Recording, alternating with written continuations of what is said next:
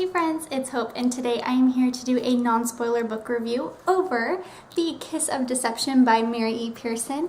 I was reading this with my friend Mandy from Oh It's Mandy, and of course I will link her channel down below so you guys can go check out her channel, and if she does a video on what she thought of the book, then you can check out that video too. Alright, so to give you a little synopsis of what this book is all about, if you guys already don't know, but we are following the perspective of Leah. Now, she is a princess in the kingdom of Morrigan, and she is a special type of princess because she is the first daughter. Now, with the first daughters, it comes with maybe the little perk of her having the gift. But she is really special because of this possibility of her having the gift.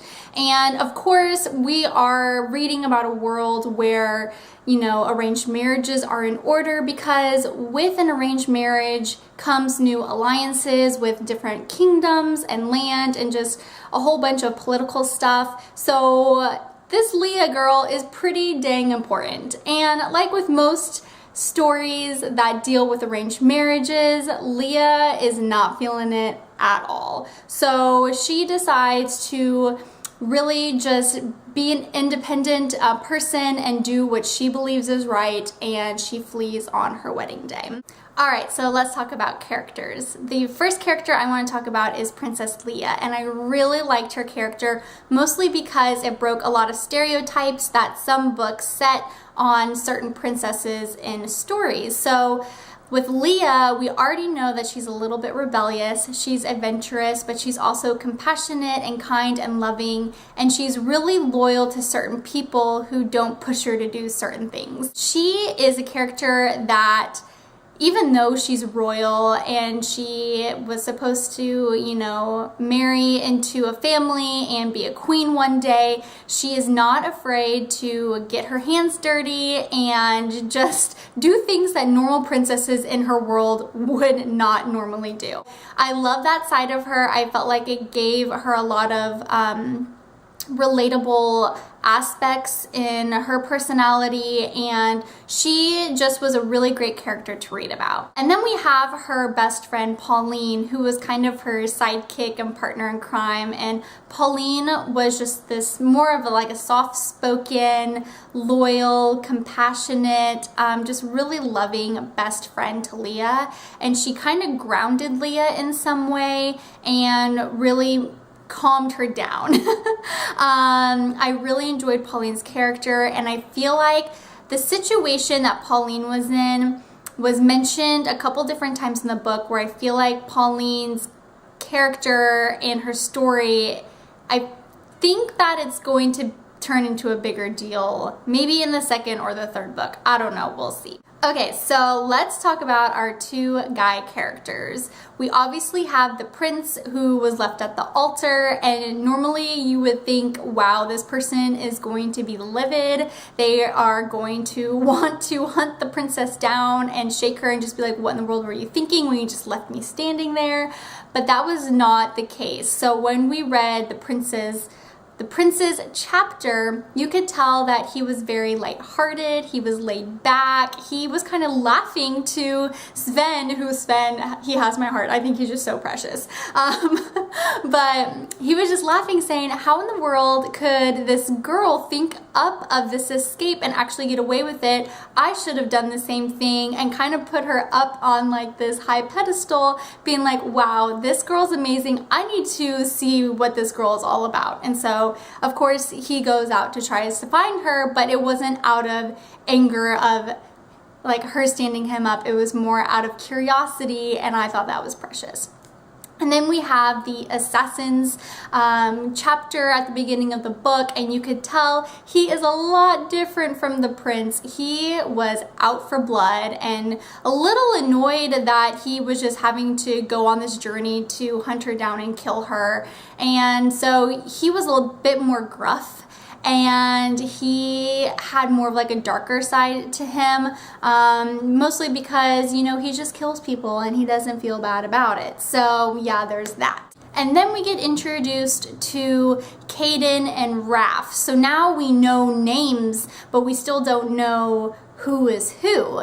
So with Caden, his personality is he's a lot more even-tempered. He is a lot more kind and compassionate. He is still outgoing, but he isn't really aggressive with getting attention or anything like that. He has a kind spirit, and like I said before, his character doesn't go through like up and down personality changes because he's very even-tempered. Now, on the other hand, with Raph, he is a little bit more mysterious and he has more of a darker side, and his personality can be really warm and kind one moment, and then really more like annoyed and standoffish the other moment. So his personality really has its ups and downs. So he's a lot different from Caden. The one downside that I found in the book was more towards maybe like 65-70% through it. Once you find out who is who, I felt like it dragged on a little bit too much. I felt like the action was kind of taken down a notch, and when Leah was kind of in this situation where it was a do or die situation, at first she was trying to take action to get out of it, but then she just kind of kicked back and was like, oh, you know, let's just enjoy myself. So I thought that was a little strange, and I felt like at that point of the book it was a little slow, but I mean, it didn't last too long, so yeah, what can I say? But with that said, I did rate this book a 4.5 out of 5 stars, and I would have given it a 5 stars, but there was just that one section in the book where I felt like it just dragged on a little bit too much, and I just wanted to see some action. But my goodness gracious, guys, I was completely blown out of the water, and I don't even remember what chapter it was, but when I found out every little complex detail of what was going on and who was who, like, mind blown. I remember messaging Mandy, and I think I wrote in like all caps, like, oh my gosh, with probably a billion exclamation points, because yeah, there's just that. But the ending of this book pulled my heartstrings. I'm in love, and I can't wait till the second book comes out. I thought that the ending of the book really set up well for people to want to go and get the Heart of Betrayal. I think it comes out sometime this summer. Is it June or July? I don't know. Whenever it is, it's not soon enough because I kind of need it right now. And I know that they posted 3 chapters from the book, and I retweeted it on my Twitter, but I'm trying to figure out if I should even read it because I feel like I'm going to give myself anxiety, like even more anxiety for the second book to come out than I already have. So I don't know. What do you guys think? Have you read the 3 chapters that the author put out? If so, do you guys think that I should read them or should I hold off? I don't know. We'll see. I may cave into the pressure and just read them because I'm curious. Alright guys, well that is my non-spoiler book review for The Kiss of Deception. If you guys haven't read this book, I really suggest you picking it up. So I hope I convinced you to read this book because it was amazing. Definitely check out Mandy's channel. She is the one that I did the read along with. I'm sure I will see you guys soon, but until next time, I hope you guys have a great day and I'll see you later. Bye.